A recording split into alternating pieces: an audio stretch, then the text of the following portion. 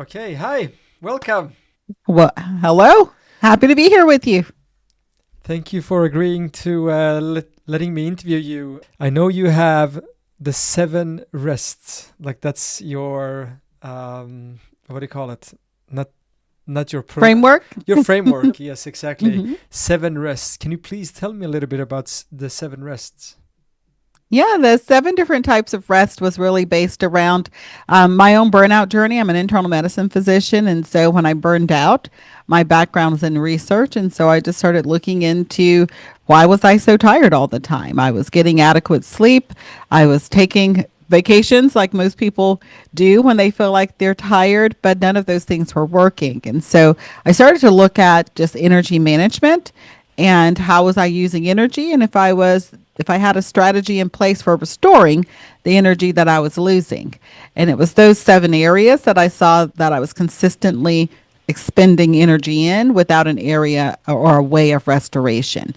And they include physical, mental, spiritual, emotional, social, and creative types of rest. Okay, but you must have experimented a little bit to figure this Oh, yes. out. Yeah, and how was that process of Yeah, experimentation? so the experimentation in a large part was doing a lot of metadata research, and so I started looking at fatigue in general, burnout strategies, looking at some of the different research that was underway about burnout.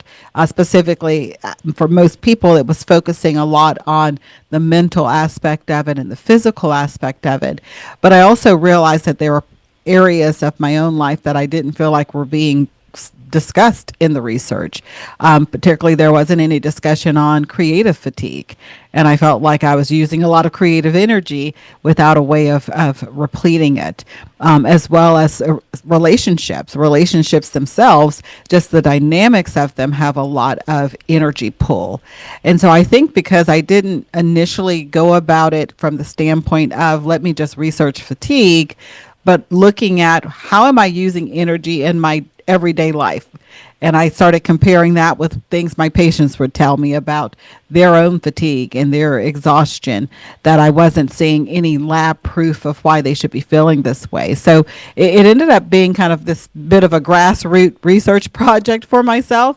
I really was just trying to figure out how to keep me from burning out in the moment. But because I was actively seeing, hundreds of patients a week, hearing the same thing, it was very easy to then allow what they were saying to help influence what I was researching. And which of these seven are the most common? Is the most common? Yeah, so we have a free assessment at restquiz.com. So we have a lot of data and research. To date, over 500,000 people have taken the assessment. So lots of data over many years. The most common consistently has been mental rest. A lot of people are just decision fatigue, mentally overwhelmed. There's a lot of ongoing input that they're experiencing.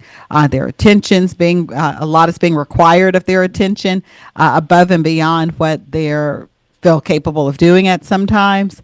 The second I would probably say would be emotional, and those two tend to stay at the top quite frequently. Mental rest deficits and emotional rest deficits during COVID in 2020, with a lot of people going digital, jobs completely going digital, there was for a short period, particularly during that block of time, sensory rest got extremely high, which goes along with what people were experiencing. A lot of us were working off our computers all day for the first time, which was something completely new. Yeah, I can imagine. And so if somebody needs mental rest, what would you suggest that they do? Yeah, so mental rest has a multiple facets to it. So it depends on the symptoms that they're experiencing. So with a mental rest deficit, some of the symptoms can include things like forgetfulness. For other people, it might include what I call busy brain syndrome. You lay down at night, your brain just keeps processing and thinking and never really turns off or shuts down. So for other people, it could be difficulty focusing. So depending on which one of those the person is dealing with, let's say if it's the person with busy brain syndrome, their brain doesn't turn off. That's the kind of person where meditation can be very helpful. Learning how to down regulate the brain, learning how to compartmentalize thoughts and a processing of thoughts so that they're not allowing it to interrupt and interfere with their sleep and interfere with their times when they are trying to downregulate their nervous system. For somebody else, mental rest could include something as simple as, let's say, going for a bike ride. They go for a bike ride, their attention is focused on one thing. So they're practicing kind of a mindfulness type activity. A lot of people get this when they jog. They say, I go for a jog to clear my mind. How does that work? Well, when you're jogging, you're focusing on your breathing and your cadence, and it acts like a mindfulness process. You are focusing your attention down to one thing, which clears out all other thoughts and allows the brain to have a bit of a reset. So, very different approaches depending on what the person is experiencing. And I think that's why for many of these rest deficits, there's a bit of self exploration that's required to decide what actually works for you personally. Yeah. And if somebody feels I don't have any time to rest, what do they do? You know, they're so busy with work, with family, with everything that's going on. What can they do? Yeah, I get it. You know, in my book Sacred Rest, that's one of the things I emphasize. You know, actually the chapters are made purposefully tiny and very short because nobody has time. I mean, I totally understand that. But the reality is you don't have to have large blocks of time to implement a restorative practice. Quite a few of these are things that can be 5 minutes or less and can be stacked upon other habits you already do. So there's likely something you do throughout your day that 5-10 minutes max that you can begin to add a restorative practice on top of, so that you're not having to create new time. You're just being more efficient with the time that you have and making sure that that time includes some type of restorative practice. Yeah. I recently discovered Yoga Nidra. NSDR, is that what it's called? NSDR practice. Yoga Oh, Nidra. yeah. Yeah. Mm-hmm. And yeah, I just love it. It's 20 minutes. I usually fall asleep after 1-2 minutes, which you're not supposed to do, but I can't help it. I always fall asleep. And then after 20 minutes, when the YouTube video changes, I automatically wake up. And I'm not deep enough to be groggy, Mm-hmm. but I always feel restored and rejuvenated. Well, I think that's so important because in that moment you're allowing yourself to get into that parasympathetic state, and that's really the goal of most of these restorative practices. Our culture is set up in such a way that we spend the majority of our day in a sympathetic state. We are kind of in reaction mode. We're waiting for whatever it is to happen. Our body's kind of hot wired and tense and looking for whatever is coming at it. Whereas that's not how it was supposed to be. Typically, the body is supposed to live in the parasympathetic, the calm, restorative, rejuvenated state. And then when the bear or the lion or whatever it is comes after you, then you jump into sympathetic and go chase it down and kill it for dinner. Now we actually have it completely flipped. We spend our lives actually in a higher stress state, and we're having to now train our bodies how to get back to the parasympathetic state, how to trust that it's safe in its environment. Yeah. And that's why what you just mentioned can be very helpful, because the body learns to trust that it can rest and restore. Yeah. I heard someone mention that if you sleep in a hotel or something, the first night you don't sleep as well. You don't get into deep sleep because you're constantly worried because it's a new environment that something will happen, or you can't really feel safe, so you can't get into the deep sleep that you need. Mm-hmm. Yeah. So true. Yeah. So we're talking about this. We didn't mention the spiritual rest, and for somebody Yeah, who doesn't really believe, and if somebody says I don't believe in any religion or whatever, can they still find spiritual rest? Because I assume everyone needs it. Yeah, absolutely they can. And so even if you have absolutely no faith references to spiritual rest. The very core of spiritual rest is the need that everybody has for a sense of belonging, a sense that their life having purpose. And so for some people, they can experience this through acts that they do that kind of connect them to humanity and to the greater good. The best way I can describe this is if you've ever volunteered and you're volunteering at, let's say, an orphanage, I don't know, or so, whatever it is that moves your heart. And the people you're volunteering for, that the act that you're doing, they can't really give you anything back. You're doing it just because you want to give back to greater humanity. And in that moment, you have a feeling of feeling good, feeling better about yourself. That is a type of rest because you are connected to something greater than just your own personal experience. We see this when people do like gratitude journals. It's a form of spiritual rest. You're looking beyond maybe your current circumstance or trouble or issue, and you're seeing, where can I find good in this? And so spiritual rest shows up in a lot of different ways, even if we don't have, someone doesn't have a specific faith reference that they're attaching to it. Ah, yeah. So it's a little bit more about connection as well, because spiritual sometimes sounds like it's always connected to God, but it's more the connection between us humans and maybe our purpose.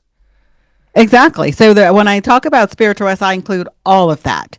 So if someone wants kind of all facets of it, then they may bring in the faith component, the human component, the interpersonal components of it. But if someone's like, I don't believe in the faith component of it, then they can still benefit from the other areas. Yeah. And so if we talk about only sleep, the sleep part, those 8 hours of sleep that you get, or 6 hours or 7 hours, what are your best tips for people to get that kind of rest? The most. Yeah, sleep is a type of physical rest, obviously. And so it's the best sleep tends to come when someone's body has been prepped for sleep. So I find that when a lot of people get ready to go to bed, they do whatever they normally do, and then they just brush their teeth, whatever, flip the light off, and they think their body's just going to automatically go to sleep. Well, the body needs a bit of a wind down time. It's been in sympathetic mode probably 95% of your day.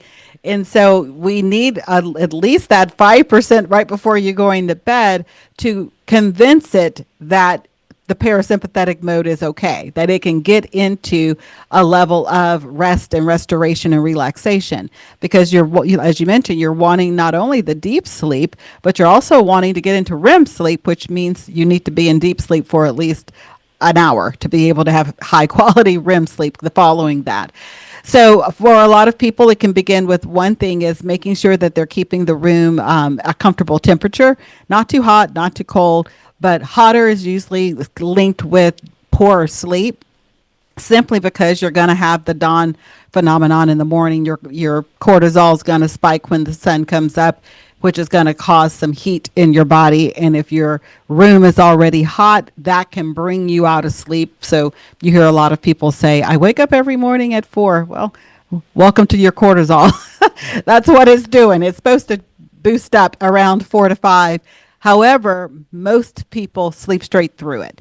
But if your room is too hot, then your body, the thermal regulation of that, your body can wake up. So cooler room, the darker the room, the better. Because when the sun comes up, even if your eyes are closed, they can sense brightness around them. So if the daylight is coming through your window, you're going to wake up because your body is responding to that dawn phenomenon, that cortisol increase and the relationship it has with sunlight. The next thing is to make sure that the room is fairly quiet. Or if you find that your home has a lot of noise, some apartments and homes have like squeaky floors, and if someone turns the knob, in another room, you can hear it where you're at. Those types of situations actually do better with a background steady noise. So something like white noise, or we call it pink noise or brown noise. Basically, it's these like vibrational type noises that stay at a steady sound in frequency, because the brain can connect to the frequency. So the brain hears the pattern in the frequency. The brain loves rhythm. And so it will just attach to that rhythm. And a little squeak here and there won't break the pattern. So you'll stay in a deeper level of sleep because you won't have so many like little things going off that cause the shock to the nervous system. Yeah, I have my air filter or air refreshener on all the time because I live in the center of Amsterdam. So there are always people walking around, and I can always Hmm. hear them. But if I have the air refreshener on, yeah, That hum. yeah, that hum, I love it.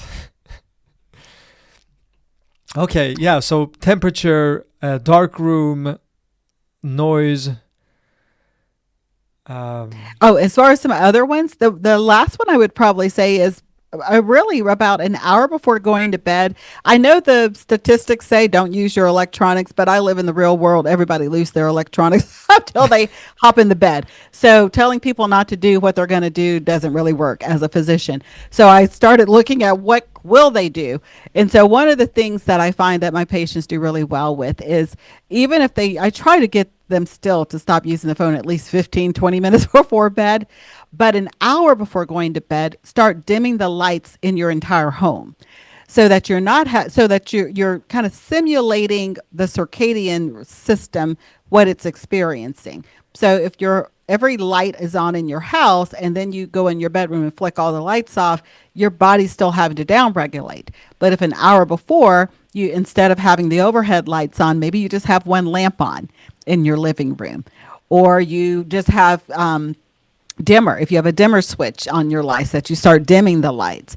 Even on your computer, having it set so that you have dark mode start an hour before you go to bed, so that you start teaching your body we're winding down. yeah. And then the opposite during the day, right? As soon as you wake up, get the That's sunlight exactly into our right. eyes. As soon as you within 15 minutes, I like to tell my patients, open the windows wide. It's a shock to the system. I know it's like, oh my goodness, I don't want to see all that Uh, sunlight, but it actually helps keep your circadian rhythm in proper alignment. So it understands night and day, and it doesn't go into this confusion where you're up in the middle of the night and you're drowsy at 3 in the middle of the day. It'll help reset everything. yeah. And it has other benefits as well, right? To get the sunlight into our eyes early in the morning, Oh, absolutely. hormonal Absolutely control and is. so on. Hmm. Yeah. Okay, yeah, interesting. And then yeah, I guess for sleep, I really like a cold room. I like a hot shower in the evening. I like to read. I prefer to read, but I am, if somebody texts me or whatever, it's very hard to not answer or so on.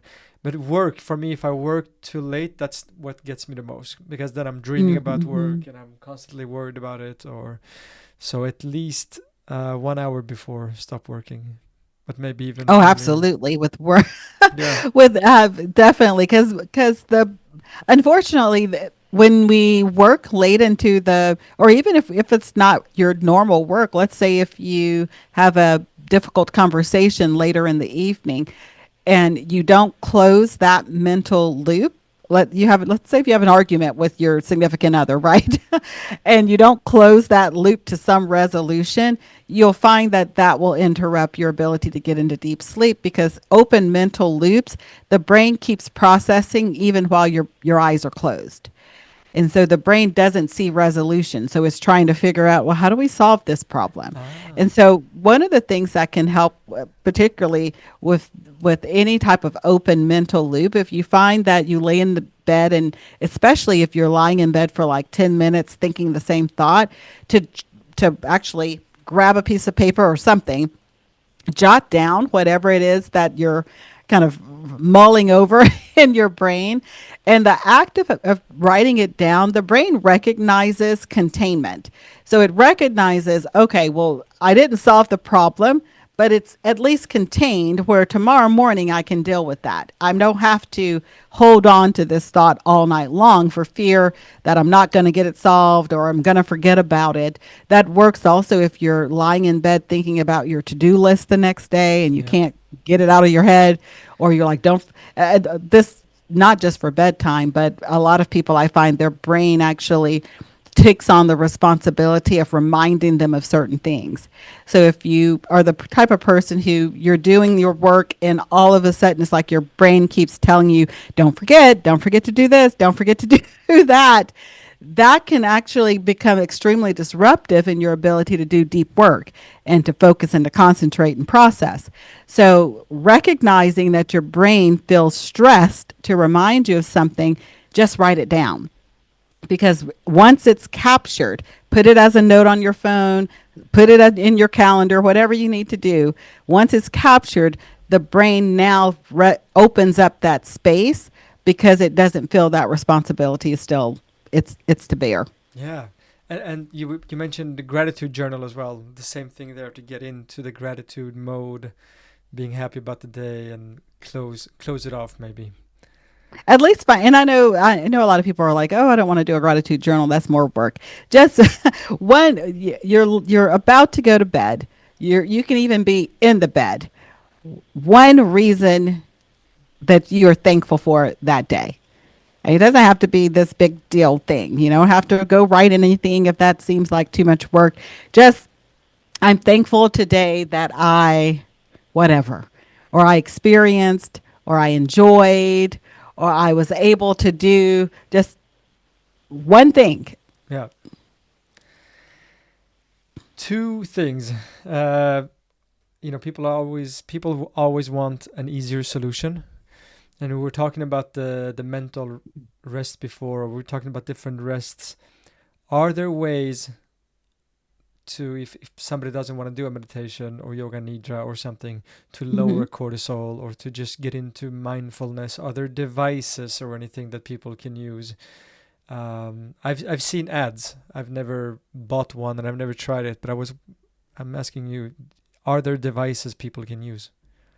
There are some that are becoming more popular. There's actually one, I won't name the name because I haven't vetted it as of yet, but as you can imagine, I get these things sent to me. So I have one that I am vetting right now to see what I think about it.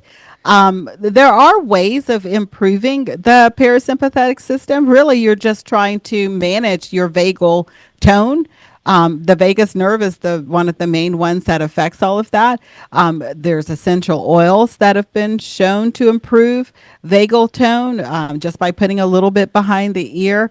Some people say things like some of the like magnesium, like topical magnesium, topical melatonin. So a cream or a lotion or something that has magnesium or melatonin has been shown to actually help some people sleep.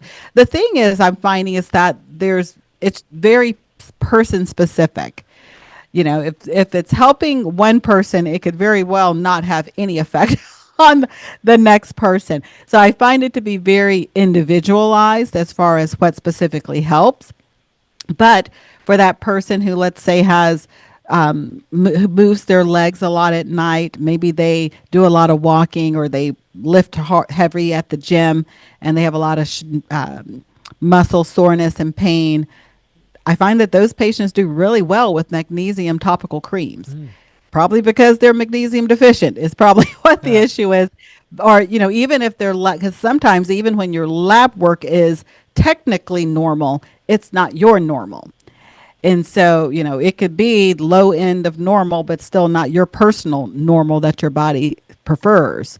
And so I find that there are quite a few non-medication, topical, or even, as you mentioned, device therapies that can be helpful for some people. And I guess nature as well, or is it the senses maybe, to hear different frequencies like we talked about before? And there's something you can do with the eyes as well, right? That you look further ahead or swipe right and left. So there are some ways of using our senses to calm ourselves down.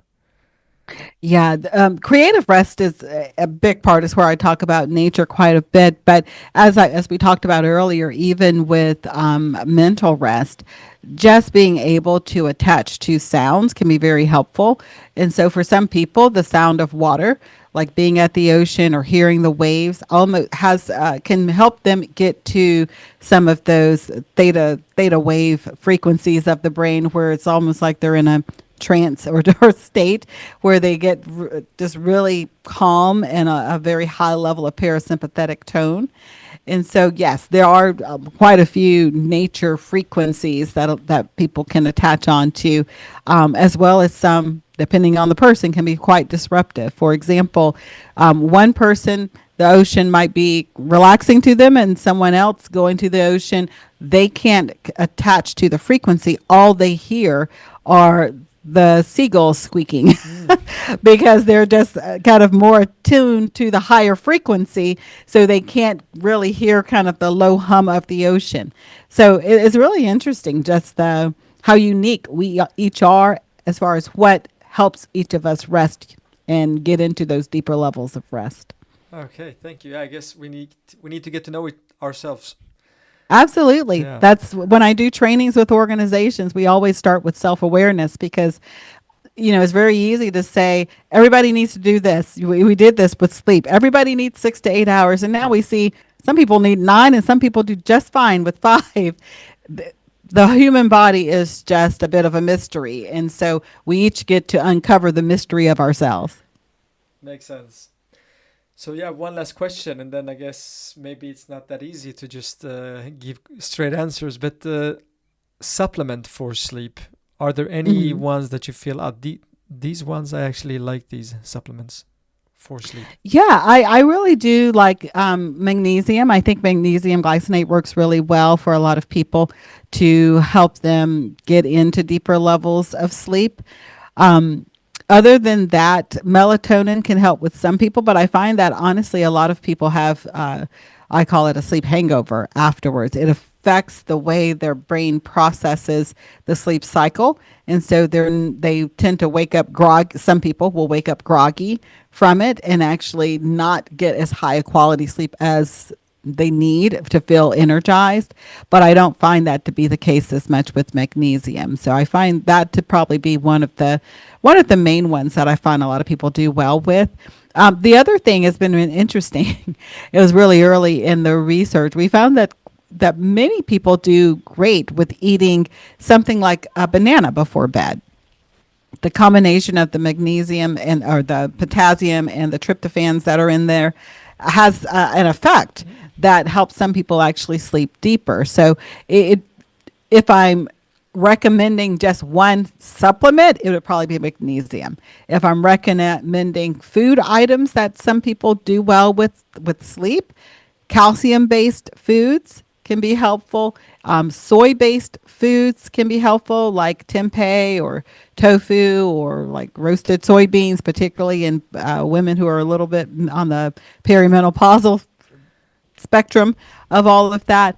And then bananas would be the other one for someone to try if they're looking for kind of a natural food-based way. Okay, I never heard of banana before. I heard of kiwi because kiwi is supposed to have create melatonin or produce melatonin. Kiwi can be helpful, but I find that many of my patients, if the kind of recommended amount is 2 kiwis.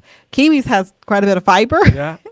And so for some people, that's great. For other people, they're waking up in the middle of the night with their stomach kind of going through having a conversation with them. So Yeah. I get that. Well, that's it for me. I really appreciate that you took the time to do this with me, and yeah, please give us the links to your book. And also, you mentioned in the beginning there was not a questionnaire, but the rest quiz. Yes. yes. So people can look into that. And yeah, thanks again. Okay. Excellent. Thanks so much. Have a great day. You too. Bye. Bye-bye.